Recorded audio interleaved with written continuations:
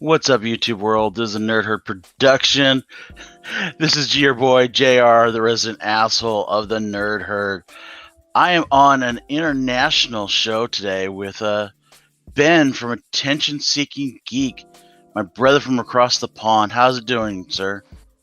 It's doing very well, very well. I'm giddy, positively giddy to be on the show today. It's nice to have an opportunity to gush about Star Wars and not be, judged again by my mum.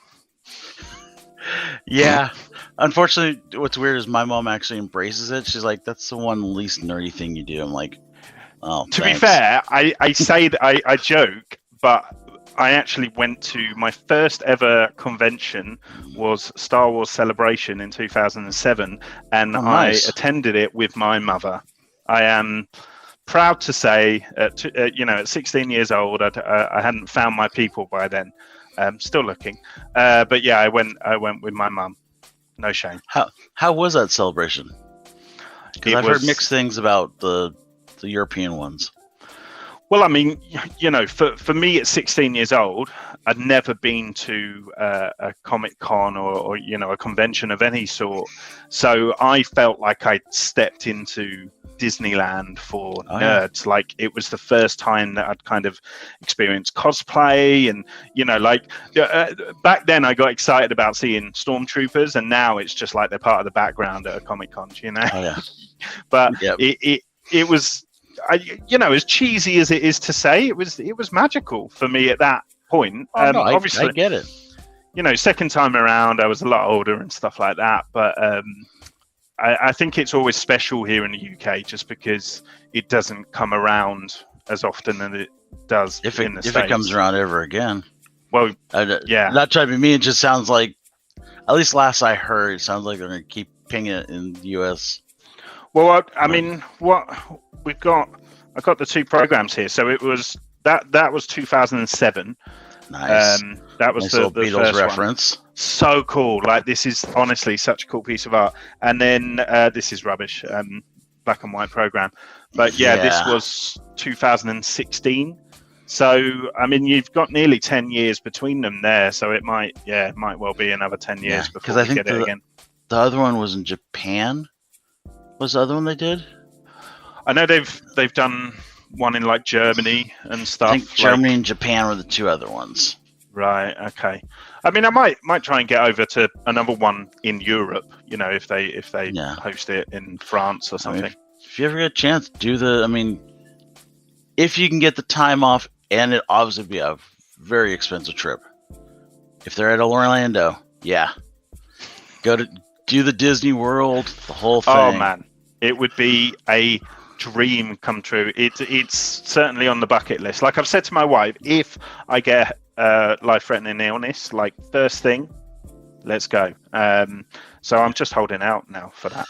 Yeah, actually, my first the trip, not the illness.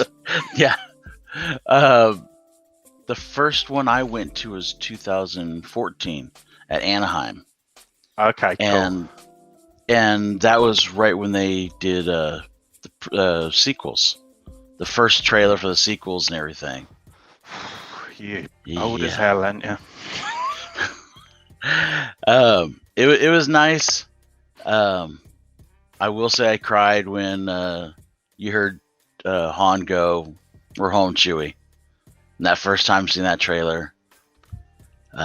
But yeah, I mean that trailer, like for Force Awakens, like I just felt like it ignited so much kind of emotion in you as a fan. Like and I remember seeing BB-8 for the first time, and it just completely blew my mind. Like it's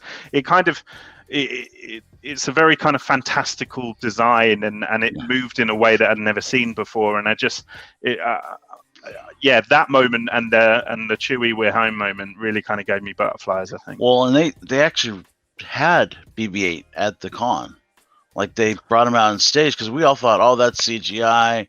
There's no way a droid's doing that." And they roll him out on stage, and we're just like, "That's fucking real." It's so how cool. the hell is that real? Yeah, I love that little shit. Yeah, BB-8's one of the better parts of the sequels. But Yeah. we'll get into that a little later. I'm also going to the new one. Well, the next one is going to be this next year in Anaheim again. So I'm looking forward to that. But Yeah. Oh, I mean, if I was out, in the States with you guys, I'd be making an effort to go every time I could. Really. yeah, I didn't go to Chicago because it's fucking cold in Chicago in April. I don't know Well, who thought that was a smart idea. I mean, I live in the north of United Kingdom, Yeah. which really it's Well, I we see you get your the wall one tire sunny on. day. Yeah. We get the one sunny day a year, which is always nice to look forward to. Yeah, see, I'm a wimp. I'm in California, where it rains maybe a week a year, and it's most of the time it doesn't get below like 55, 60. And then we'll have it as high as like I think we had 112 just recently, or 113, like last month. That's very rare. There you are. It's like Tatooine, but with more gyms and filler. Yep. So let's start off with some rapid fire questions. Okay, cool. You should know the answer to this one, but who shot first, Han or Greedo? It's got to be Han, hasn't it? It's got to be Han. Green milk or Banta steak? Oh, I wanted to pick blue milk. Damn it. I'm gonna go steak. It's nice to have a steak, isn't it? That is nice as a treat. Favorite bounty hunter? I always was drawn to Bosk. Nice. I always like Bosk. Ugly little bastard, but I like him. Let's see. Let's go with the ships. Actually, we're gonna do it a little different. Land speeder or scout trooper bike. Like a swoop. Yeah. Scout trooper bike, just because those things are fast as hell. Yeah, they're definitely as fast as hell. Yeah. Let's see. I can't even drive a car, so I wouldn't stand a chance on one of those things trying to, right turn, left turn. I'd be smashing into that tree in a heartbeat. And then have an Ewok poking a stick in your face. It's also why did they think that was a good vehicle to drive on Endor of all places, which is literally just trees everywhere? That's just the Empire. Just showing the Empire how stupid they were. Sometimes they would idiots. They figured put the same thing on everything. Yeah. Let's see. I'm trying to think of 3 good planets for you. We'll go Crate. Okay. Tatooine or Nal Hutta. Which one would you stay at? Crate. Okay. You like your salt, huh? Well, it can go on the steak. That is true. It is actually a pretty planet. I like the white with the red underneath. I thought it was kind of a cool effect. Made no fucking point, but it feels pretty mild as well. Like weather-wise, it feels pretty just standard, which yeah, more habitable. So we're gonna try one new game here. Would you rather? Okay. So, would you rather sleep in a tauntaun for a month, and that means cutting one tauntaun, the same tauntaun, the whole month, so it's gonna get nice and ripe, or wear slave Leia outfit for Jabba for, let's say, 3 months? I mean, I'm probably gonna go for the latter. I think there's a lot of people out there on the internet that would like to see that, as in me in the slave Leia outfit, and I put on a good show. I can I'll have a little dance. I think Jabba would enjoy it. If he wants more, then the price is right. Hopefully, you bring him some new music though, because that one girl just did not do it. No, well, yeah. I mean, Cy Snootle's vocals, maybe drag after a while. At least get the girl from Solo that was singing in what's his name's Oh, in his bar. Fortress. Yeah, I'm with you. Yeah, it's almost like that as a forgettable film, there, isn't it? I actually like Solo. I thought Solo was a good film. It's good. I think that's the point. It's good, and it kind of doesn't do anything more than that. And I think it's hard because the benchmark is so high with fill-ins after Rogue One. Like, how can you can't do that? I think also you're placing, at least for America, you're placing America's sweetheart in sense of Harrison Ford. I mean, you're putting some unknown guy. He's the world's sweetheart. Don't worry, he's our sweetheart too. For God's sake, he just needs to stop flying though. Just stop flying. And he got injured the other day as well in Indiana Jones. Yeah, again, he just is not learning his lessons. Nope, absolute nutbag. But yeah, I thought Solo was a good movie, but I think it suffered because of the other movie that came out before it that I shall not name. But anyways, so let's start out with, how did you get introduced in the Star Wars universe? What was your first film? Like, who touched you in the wrong spot? Oh, well, that's a answer for another day. But I actually got introduced to the original trilogy via VHS recordings from British television. So and it's very strange, like what you remember in life. Like, I don't remember a lot, but I will always remember these VHS recordings. So I remember the news specifically, and it was like a big deal in the UK. It was like, following the news tonight, we've got the premiere of Return of the Jedi or whatever it was. And I remember the adverts, like it had AIDS adverts like in between the film. and like old Tango adverts and Yellow Pages, which is like a directory here in the UK and stuff. Very random, but yeah. So that was my introduction, and it just, obviously, as most children watching Star Wars, it just completely blew my world apart, and I was hooked from the off. And I think I'd always, even from like really young years with like Power Rangers and stuff, I always loved monsters and aliens and beasts. Okay. And I think I was always drawn to that. So Star Wars obviously ticked just so many boxes on that front, and that's kind of what drew me in. But I'm afraid to say I am that era, that I am the Jar Jar Binks era. I was about 13, I think, when that film came out, when episode 1 came out. So I was like the prime age to kind of enjoy that. Oh yeah. And that was my film, and I've got it here today to show you. This is, my grandma took me to Hamleys in London, which is like a really like posh toy store in London. And this was one of the first Star Wars figures I'd ever kind of went out and bought myself. Nice. And this is the Contour Jar Jar Binks. And a true nerd keeps it in the the blister pack.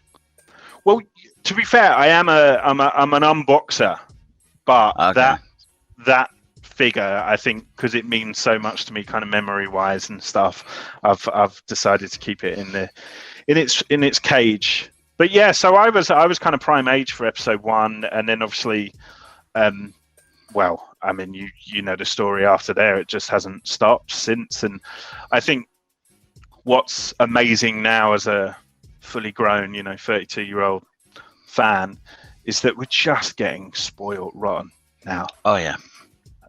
Yeah, we're definitely getting spoiled rotten. And you might not enjoy everything, but it's kind of okay, because you know that something else will be coming out in like 6 months or whatever, that you might then enjoy. And there's so many different styles as well. We're getting the animation, we're getting the live action, and well, Christ, they announced the anime thing today, which makes me sick in my mouth. Like I really hate anime stuff, but to some fans that will be a marriage made in heaven. Yeah. So I have to actually watch it. I've been getting a lot of people asking me about that, so I'm probably gonna watch it and do a little special clip on that one, nice. just because everyone's kind of wondering what I'm thinking about that. So, but I might bring in a special guest to help me with that one. Someone's a little more anime centric. Yeah, it's very anime. Yeah, that's all I'm saying. I have nothing against anime, and my look at it is, well, if it brings more people into it and embraces stuff, that's fine with me. It's just another medium, isn't it, to tell those stories? And exactly. as I said, those mediums aren't always going to be for everyone, and I think that's the joy, isn't it? It's constantly evolving Star Wars to kind of tell the stories in different ways. And the problem with sequels, and it's everyone's got their own version of what they thought was going to happen. And especially, like, even to the point where, the old books and stuff literally had their versions of what happened. Oh, yeah. So I think what's hard with those new films is that it's just going to be nearly impossible to meet everyone's expectations with that. Well, I think once they step away from the Skywalker realm and go, okay, we're gonna leave Luke and Leia and all of them over here. We're gonna go over here and do something different. I think they're gonna be okay, because, like, I've got a personal connection of, this is what I expect Luke to be. This is how I expect Chewie to be. This is how I expect Han to be. You've got your personal view of what you expect each one of those characters to be. Yeah. And I don't think everyone's going to have the same point of views of what they should be. And I mean, I've said many times, I just, as far as I'm concerned, they could take the end of, right as soon as she hands the lightsaber to Luke, I would rather have him just force lightning and kill her right then and there, and then do what they did. Look, I mean, as I said, I think even me, I'm one of these, like, I know what kind of a fan you are, JR. I know what kind of a fan you are, and that's cool. Like that, you guys were there from the start, so we've got to respect that. And I think I'm that next generation that's a little bit more optimistic, a little bit more like, I'll kind of stick my neck out for the Gungans and things like that. But yeah, even I struggle with some of those decisions. Just the narrative, I think, more than anything, with those sequels and the way they kind of approach some of those story arcs and stuff. But the cinematography is still stunning in those films. No, it is. It is still Star Wars, and the acting was incredible. And as much as Mr. Hamill and everyone from back in the day are gods to us, let's be honest, the acting sometimes maybe I agree, what it could be. and like I said, I never blame, like, I'm not anti Rey. I don't think she's a bad character. I think she's badly written. I actually like Finn. I thought Finn was a cool character. I was really hoping that he was on track to, like, be, the Jedi that we all thought he was going to be. Well, that, and I was like, I was waiting for him and Poe after the first one to hook up. I thought we were going to get our first, like, gay couple in Star Wars. I was like, those two look like they're a couple of BB-8s, like the cat. You know what I mean? I love that. I'd be all for that. Like, I honestly think the chemistry, if you go back and watch it with that mindset, like, completely, like the tension you could cut with a knife. And I'm not, I mean, like, I'm straight as the day is long, but I'm just like, that would have been awesome. And if he then became a Jedi, we'd have our first, like, openly gay Jedi in the comics. I'd be like, that'd be badass. But they wanted Finn to fall in love with Rey, I think. or Poe. I don't remember which one. Or well, Rose at one point was potential, and Well, yeah. I think the problem was felt like Rose was forced in there. Rose was like, oh, everyone thinks these two are gay, so we're gonna put Rose in there, kind of wedge a thing in between it. And I feel bad for the actress because she got a raw deal. Like people hate her. Oh, that like some And people that's out there not are right. just horrendous. Like to an actress who's pretending to be someone. Like, come on, guys. But like, I think her story, that opening sequence with her sister and things like that, was fantastic. And I would have loved to have maybe seen her introduction in the Force Awakens. And I think if we had got that earlier, then people might have invested more. Kind of, except for the bombs went to work the way they did. Kind of space and gravity are kind of conflicting there. Look, I think science is probably not the top priority when it comes to Star Wars. No.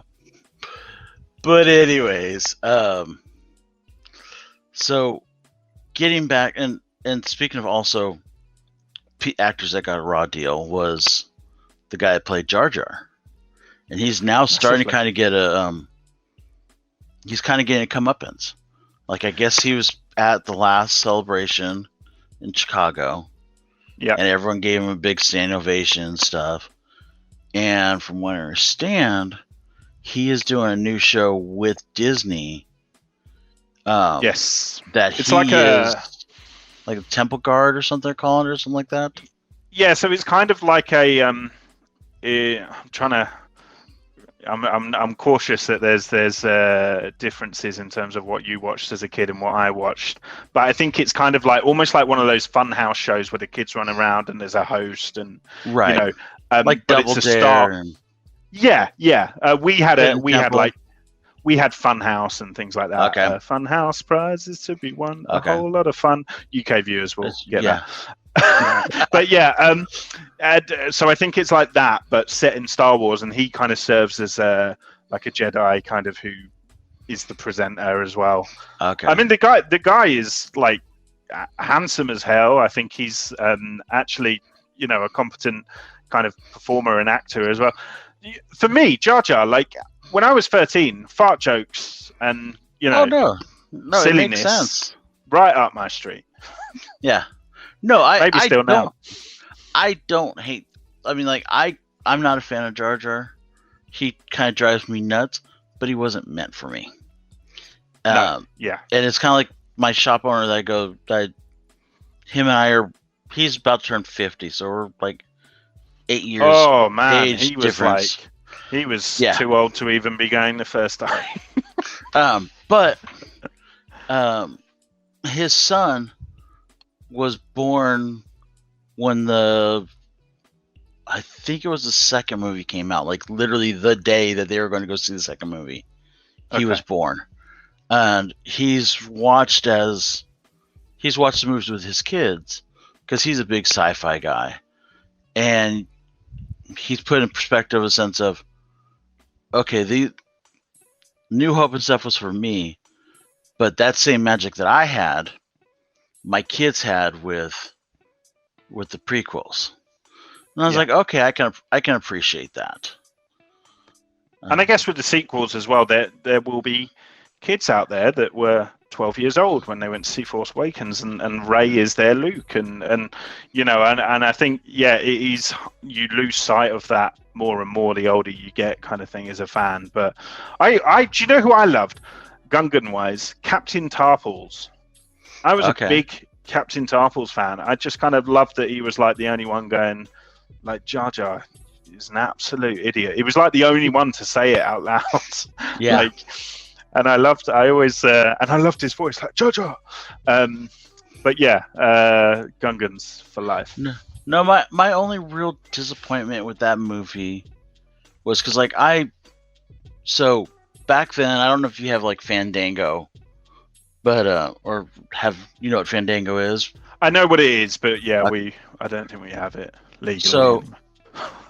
So back when that movie came out, you had to go to the movie theater 7 days in advance and stand in line to buy your tickets, and then come back 7 days later to watch the movie. Magic. So, mind you, I was a huge Star Wars fan.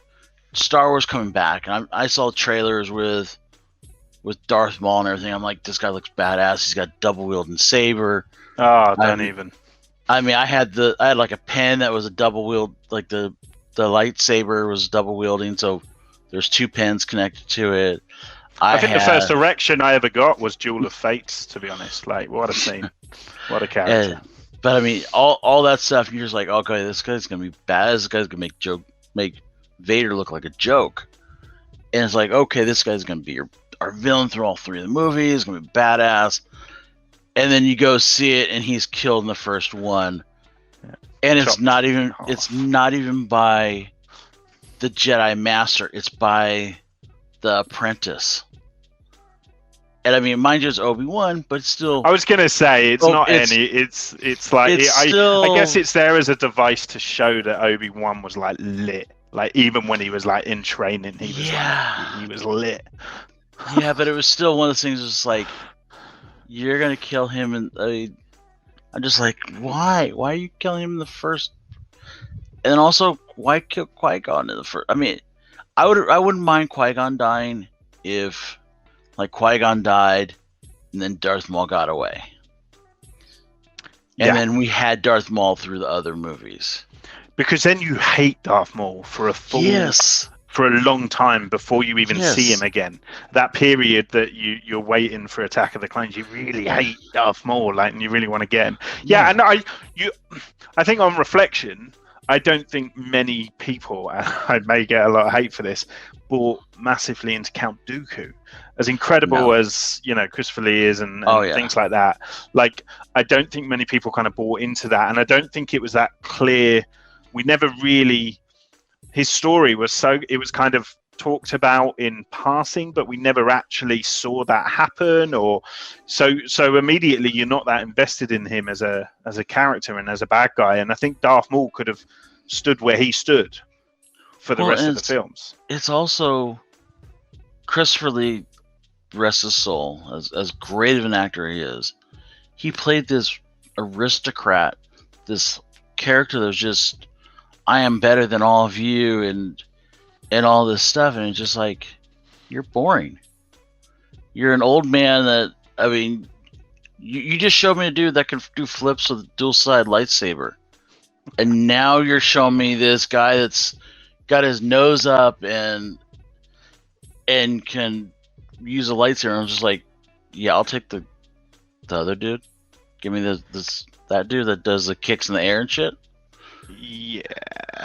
Yeah. I think. I mean, to be fair, I never actually thought about swapping them, and now I've got that thought in my head. I don't think I'll ever get it out. Imagine how cool those films would have been.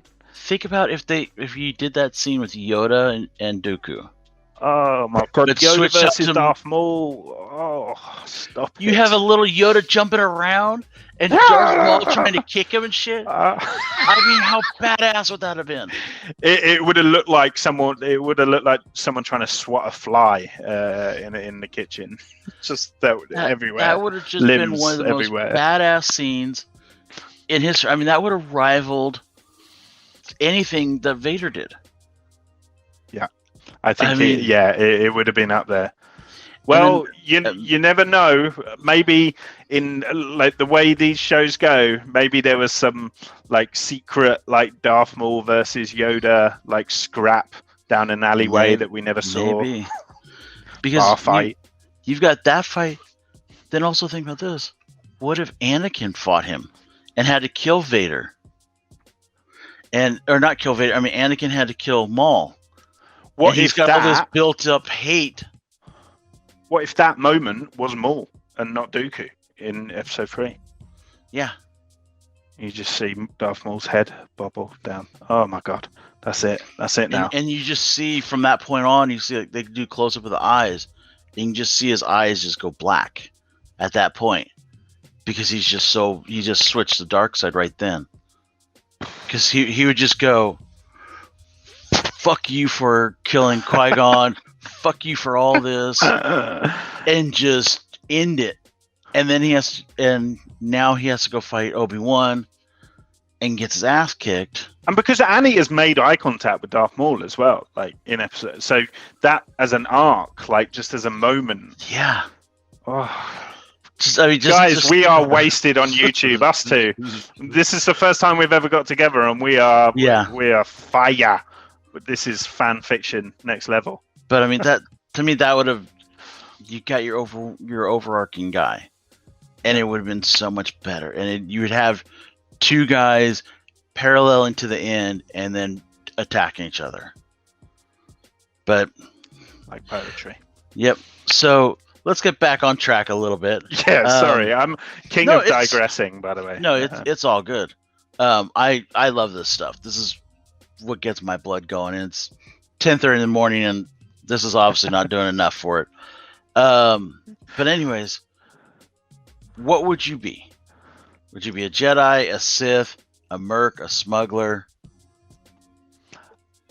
I think I've always, the older I've got, the less I've been able to understand the Jedi way.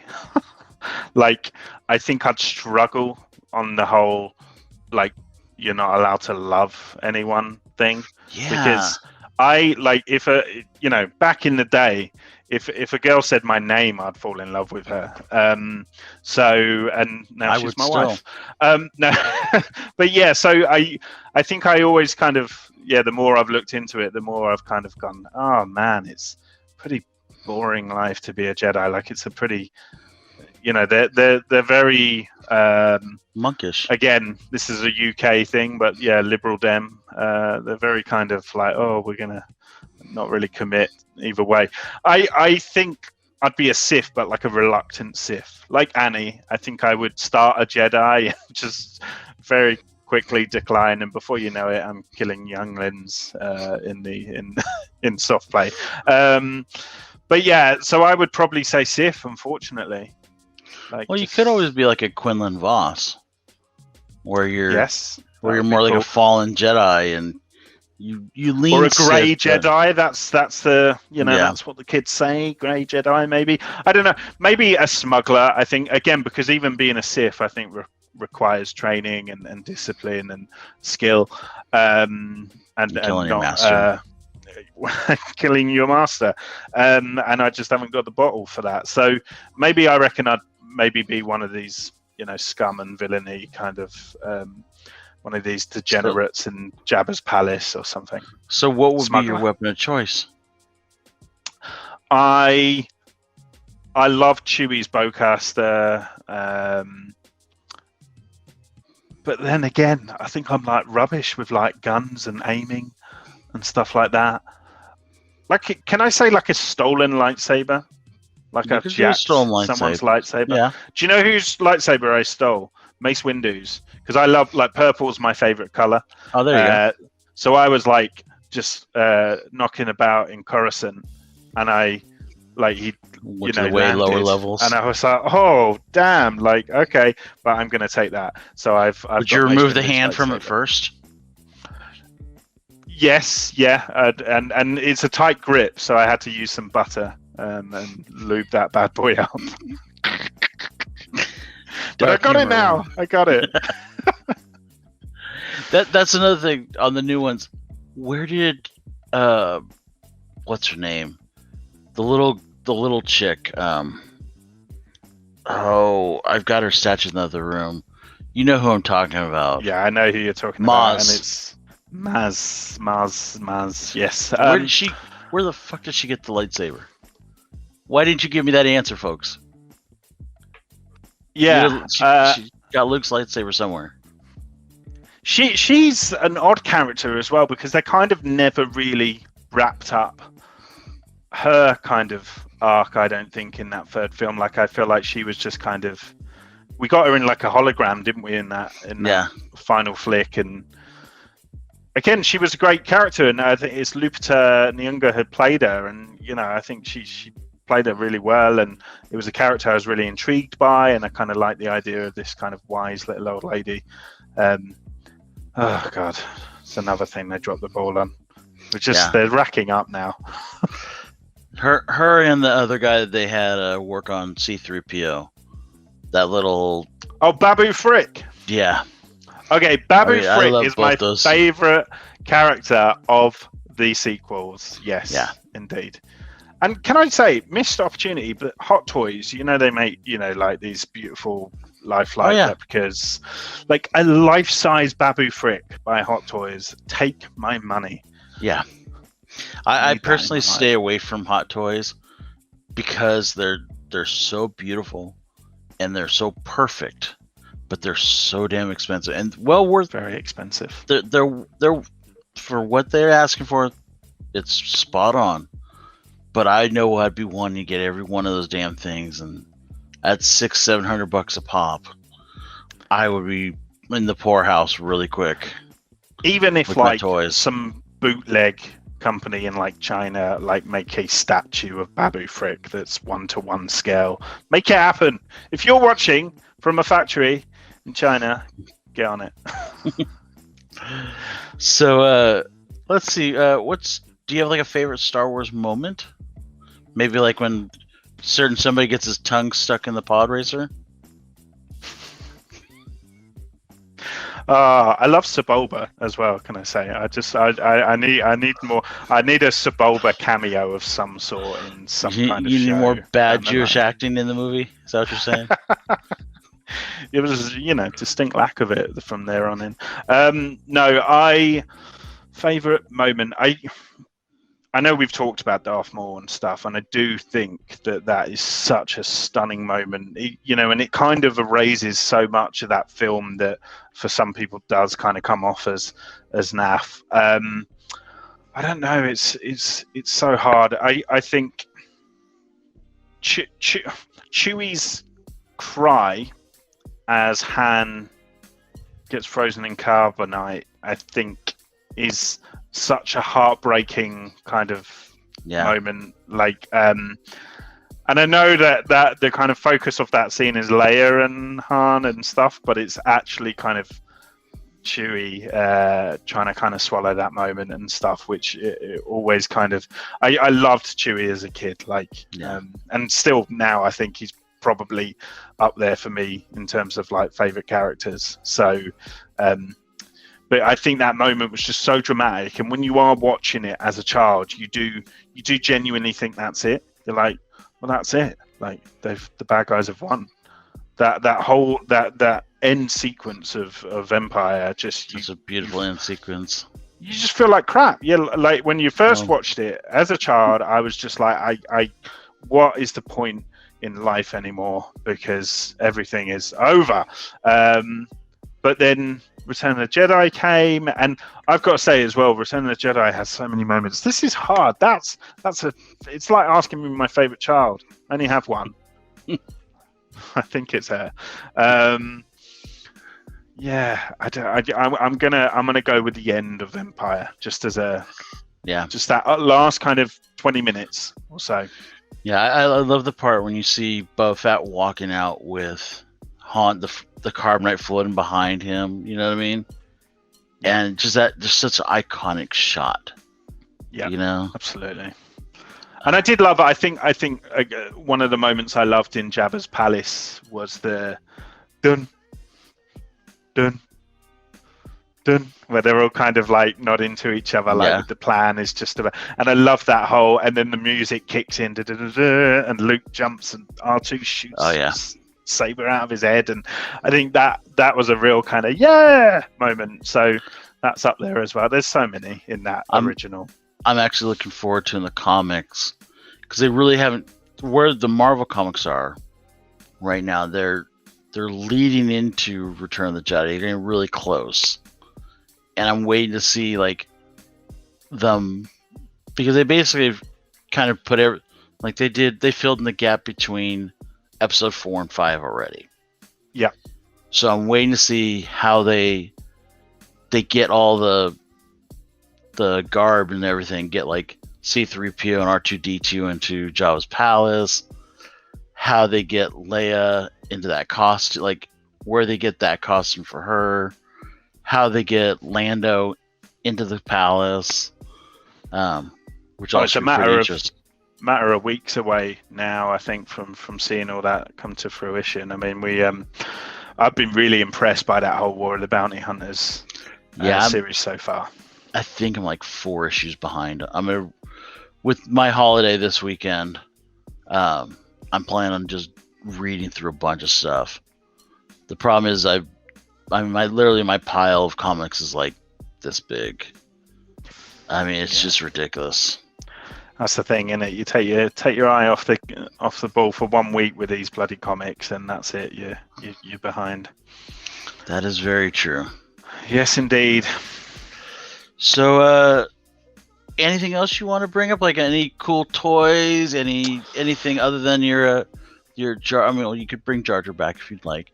But Jar Jar, can't get enough of Jar Jar, guys. Come on. You need to get the Jar Jar and Carbonite though. That Ian has. Is that a custom jobby, right? No, that's actually from Hasbro, from what he was saying. What? I need. Yeah, that. I bet it's a lot of. I bet you it's a chunk of change too, but it's Jar Jar, so maybe not. Hey, we're out there. Those fans are out there. I know you. I know your fans are out there. This is probably my favorite, like my kind of most expensive kind of Star Wars book and it was just something that I missed the first time around, and I went back and I invested in just because she's such an amazing character, and it's obviously a matter of time, isn't it, in terms of spec and stuff. So, dumb question though, is that the British version or is that the American version? It's got a dollar sign on it. Okay.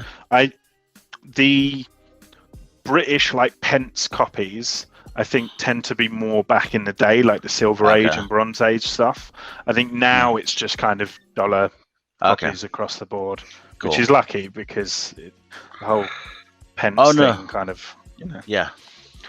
I've got a bit of a weird fascination for Jackson. Okay.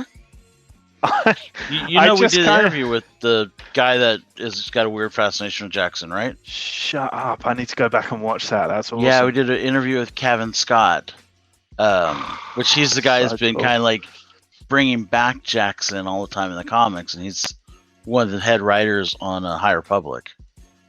Mate, that's awesome. That's so cool. I need to check that out. I like you are with comics. I'm behind on YouTube, and I need to so I've got his first appearance. Very nice. And then I've just picked up like all the like dumb Jackson variants that there are. Nice. There's that one. There's this one which is great. Obviously people can't see, but it's Obi-Wan's Force Ghost there. That boy is our last hope. And then Yoda says, "No, there is another. Not you," as Jackson just pops his head round the corner of the tree in Dagobah there. And then this one, which is number 1 of Star Wars, which is really cool, as they don't let him in. I think I was a massive fan of Bucky O'Hare as a kid. So obviously, like aesthetically, you're like, wait, is that Bucky O'Hare when you like first see him, sort of thing. And then I kind of enjoyed the parallels and stuff as time's gone on. But you read this kind of appearance back in the day, like he was not treated necessarily as a joke. Like he was a cool, like he kind of had a bit of an attitude to him, like and I think he was kind of brought in to potentially be one of those bounty hunter characters that we all love, like whether it be Dengar or Bosk. So I would absolutely lose my mind if we got like Jackson back, and like can you imagine like a really cool if they proper went to town on like practical effects, and we got Jackson in Mandalorian. Well, I believe Filoni is not a fan of Jackson. Filoni, Dave! Because I want to say there's a shot from one of the Clone Wars where it's Jackson. It's a skeleton. Yeah.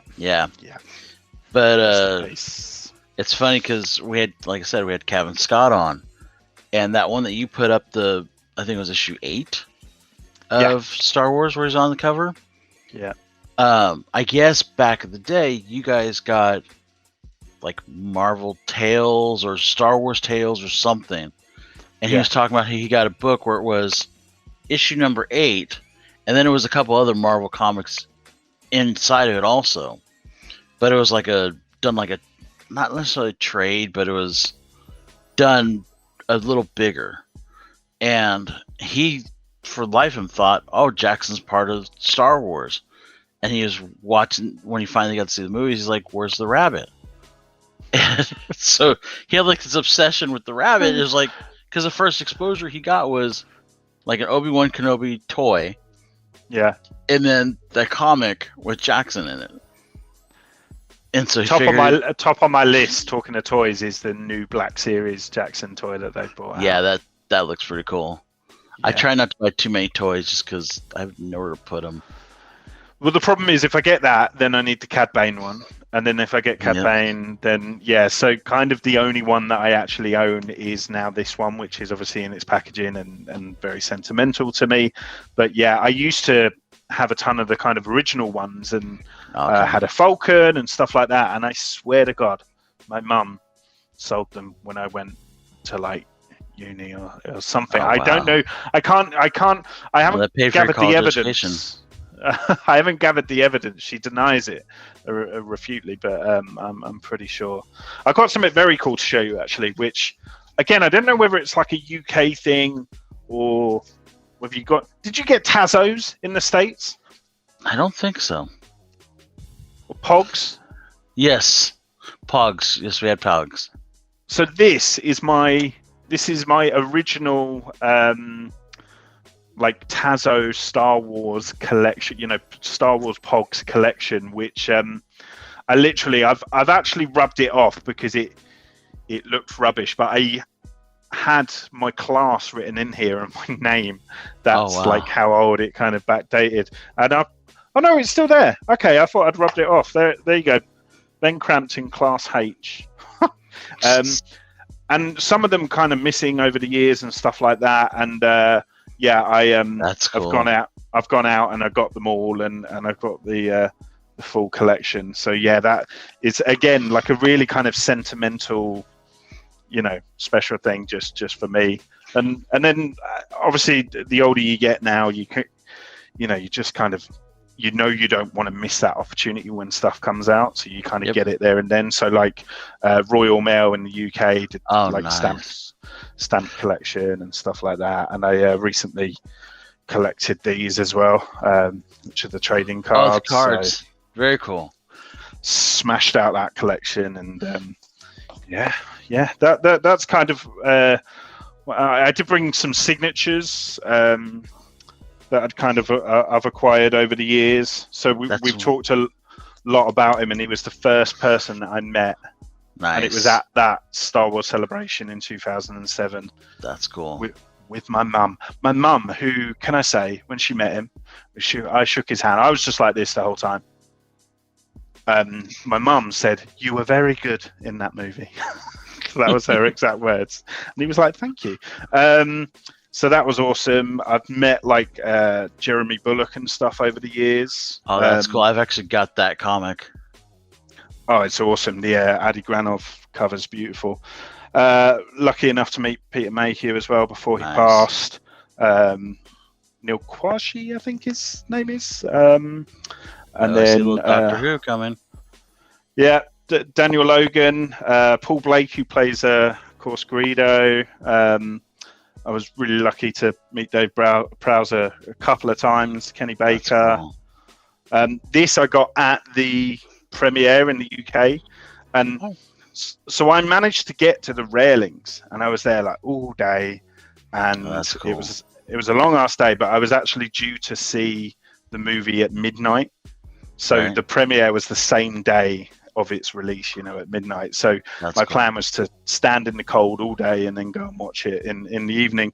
And the only person who came up to us he seems like a really good guy. So you know what I mean? Cool. And I've heard nothing but good things about all the actors that were in the movies. Yeah, he was really awesome. So I was really happy with that. Warwick, of course, and then I met Ula Nice. That's cool. So, yeah, I've been very fortunate, over the years with conventions. And the funny thing with Jeremy Bullock, like back in the day, he used to stand in front of his table. Okay. Really kind of integrating himself with fans and stuff like that. And I just had the most surreal moment. So I was dressed as Shaun from Shaun of the Dead, and I had a cricket bat. We kind of got into a bit of banter with Daniel Logan and Jeremy Bullock kind of at the same time. They were both kind of doing the same, like in front of their table, meeting fans, having pictures. And it was back in the day where they didn't charge you, to look at someone. Now it's like, right, you made eye contact, that's £20, please. And then we ended up playing like imaginary cricket with Daniel Logan bowling an imaginary ball to Jeremy Bullock. It was very odd, and I was just like, I'm literally watching two Boba Fett's play imaginary cricket. Yeah. That's funny. But yeah, so those are just some little bits anyway that I wanted to show off because, they've all got little stories to them. The only one I was lucky enough to meet was Lando. I met Billy D. Williams, and it was actually at a local con. It must have been, it was before Disney bought him, but it was after the prequels, so probably early 2000s. Okay. And I basically just want a picture with them. Yeah. But they're like, you have to pay like $20 to get something signed, and then we'll take a picture for you. And I was like, okay, so, but I mean, $20 for a signed photo. Oh, for Billy D now, like, yeah. I mean, you're talking 100 UK pounds or $100 or whatever now, to get someone at his kind of stature. I'm a big Batman fan as well, so that would be like a double whammy for me. See, I got, just because I'm an ironic bastard, I got, because he had, I imagine you can't get this one anymore, but because he used to do the ads for Colt 45. Okay. Beer. So I've got Thanks, because I thought it was a car for a second. I'm not going to lie. No, he did an ad for Colt 45, and I've got that signed. Let me see if I can find it real quick, just to kind of show you. I love stuff like that though. Like I love random things being signed. It's like the scene in Step Brothers where he gets his sword signed by the guy from Pop Idol. And that's why I quite like going to premieres and stuff, because you can kind of take whatever you want and they just kind of sign it. Well, it was on his table. Like, okay, that's cool. He offered it. How random. Yeah, I mean, if he had that in the UK, we'd all be like, what's that? There you go. Oh, what? I tell you, I've never seen that in my life, but I need that image. And what's even better? In A3 on my wall. He started to sign it. I don't know if you can see it. He started signing it Lando, and then he changed it back to Billy D. Williams. Amazing. So I'm like, yeah. Freudian slip.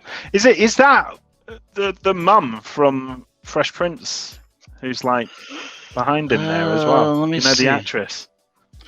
I don't think it is. I thought it was for a second there. He looks very suave there. He looks very suave. Yeah. But I mean,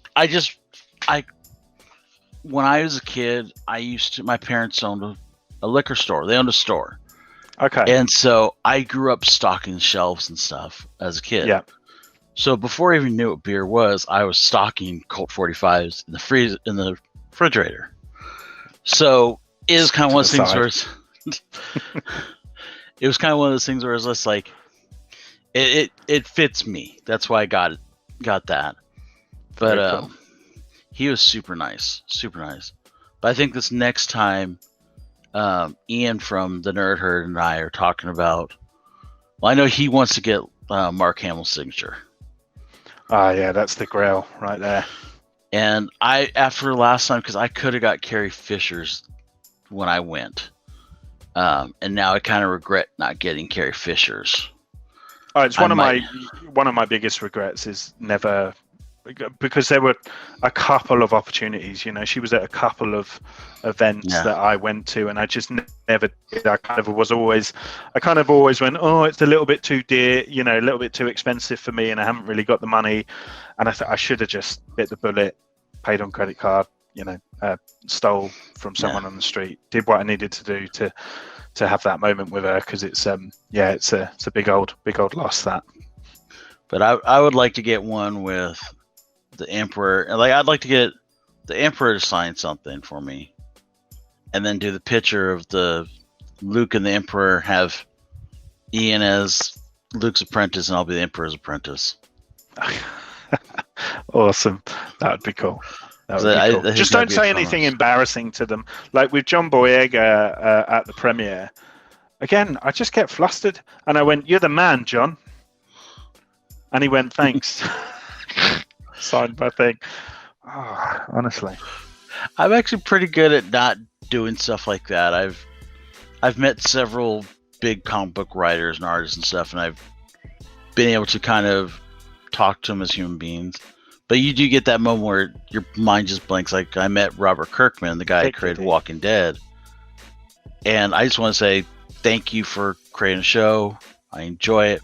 Didn't want to pitch or anything, but I couldn't even think of what the damn show was called when I met him. Like, I saw him, I know who you are. It's amazing how sometimes that information just, you don't need me right now, bye. Yeah. Exactly. Oh, man. Yeah, I called Bruce Campbell Ash as well. I said, "Thank you, Ash," as he signed the book that on the first page says, "Don't call me Ash." Yeah. Well, at least you didn't call him Ass. Well, this is true. But yeah, I think with Star Wars though, like all those signatures and all of the things, like they hold such memory for fans and things like that. And I think that's one of the really special things about it. Everyone has their own memories of Star Wars. I think even normal people, like normies, people that aren't geeks or nerds or whatever, like I think they have their memory of where they were the first time they watched Star Wars and stuff. I think it's such a significant part of pop culture in general, really. No, it is, and it's all. I've always believed it's about moments in life. Yeah. Because we can't take anything with the grave of us, but there will always be those moments you'll remember in your life, and it's making the best of those moments. Absolutely, here. But let's go ahead and wrap this up, because my blathering, we've gone almost an hour already. We're just getting started. Yeah. So let's start out with, we're going to go, as you know, Rancor, Carbonization, or Sarlacc Pit. Yeah. We're going to start out with a fun one. We're going to go Rose, Poe, and Finn. Oh, wow. Wow, you really went there. Okay, so I think I'm going to put Poe in the Sarlacc Pit. I think he'd irritate me in person. I think he's very entertaining to kind of observe as a voyeur, but I think in person he'd really do my nut in. So I'm going to put him in the Sarlacc Pit so he can suffer. Unfortunately, Rose, just to put her out of her misery more than anything, just give her to the Rancor. Just say, look, these fans, they're going to do more damage to you than the Rancor. So I'm going to pause you for 1 second and let you think about this. Do you want to put a man of color as a white guy? Do you want to put a man of color on the wall? Damn it! Now that you say that, let's jig things up a little bit here. You arsehole. Okay. Well, let's. I don't want Rose or Poe on my. No, you can stick to your guns. You're not in America. I am going to stick to my guns. I'm gonna put Finn in Carbonate. More just like it's someone to talk to. I want him with a lightsaber though. I want him like with a lightsaber. And in that jacket from the first film. I want him in Poe's jacket. In Poe's jacket. Lightsaber. That's my specifications. Before the freeze. Okay, so the next one's going to be, we're going to go K2SO. Yeah. Oh, favorite droid potentially. BB-8 and R2. I'm gonna put R2 in Carbonite just because he's the icon, isn't he? He is the mold that K2 and BB-8 were made from. Also, you need a whole lot of fucking Carbonite for K2SO. And I love that, like, they're all little sarcastic buggers, Yes. which I really relate to. Like, they're gobshites, they give it back all the time. So, and R2 was always the OG, when it came to giving back chat. Yeah. So yeah, I'm gonna put him in Carbonite. I'm gonna put K2 in Carbon in the Rancor. No, oh God, Sarlacc pit.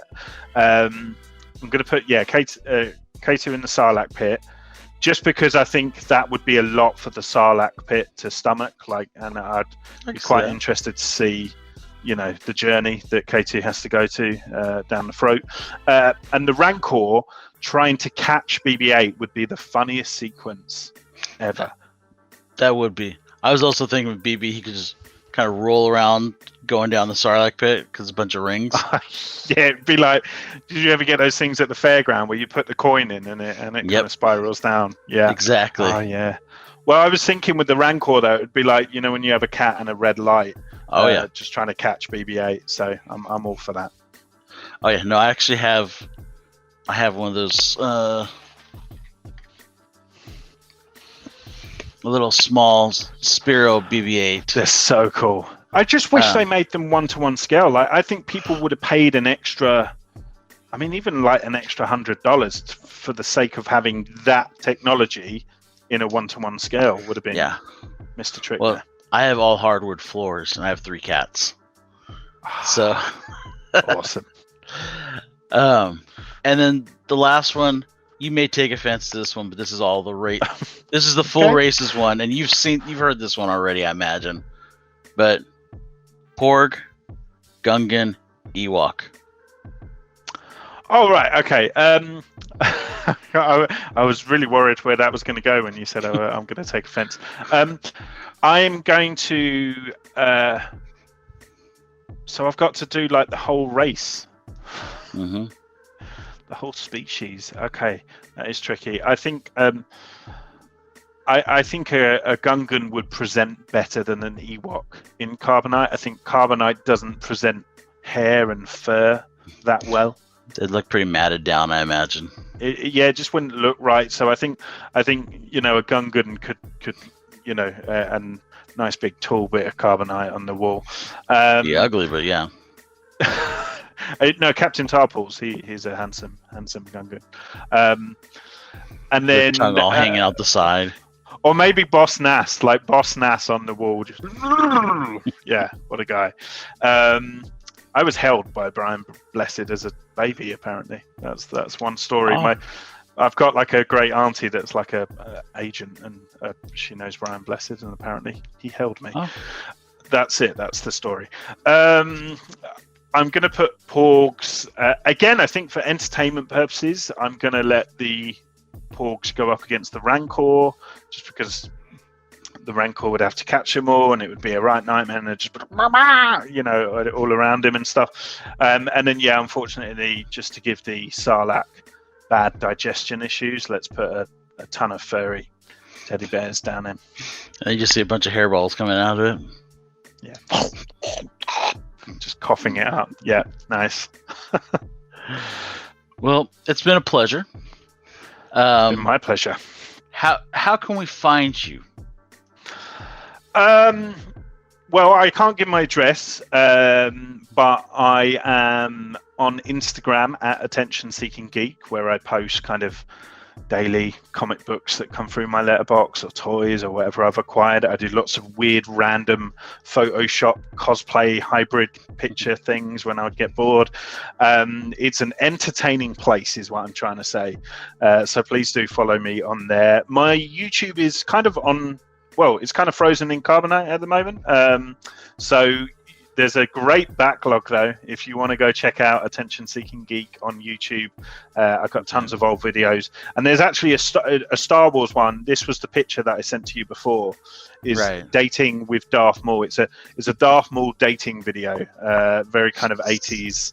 It's weird. It's a weird thing, but it's there for you to watch if you want to. And every week I'm on the Killer Comics Show. So if you search Geeky Guy Comics, we host a weekly, very, very similar to Team Nerd Herd, weekly comic book show on there where we go through new books, covers. We chat Loki at the moment and all things kind of nerdy. Very nice. Yeah, I can't wait for the last 2 episodes of Loki. It's again, I was saying at the beginning how spoiled we are as Star Wars fans. As also a Marvel fan, it's like the same kind of spoiling situation. It's just I'm just eating up everything Disney gives me right now. Nom, nom, nom. Just keep feeding us. It's got the belly's gotten big. Yeah. But as I like to end every show, in the way of Yoda, collect what you like if you want to do it right. Have a good night, folks.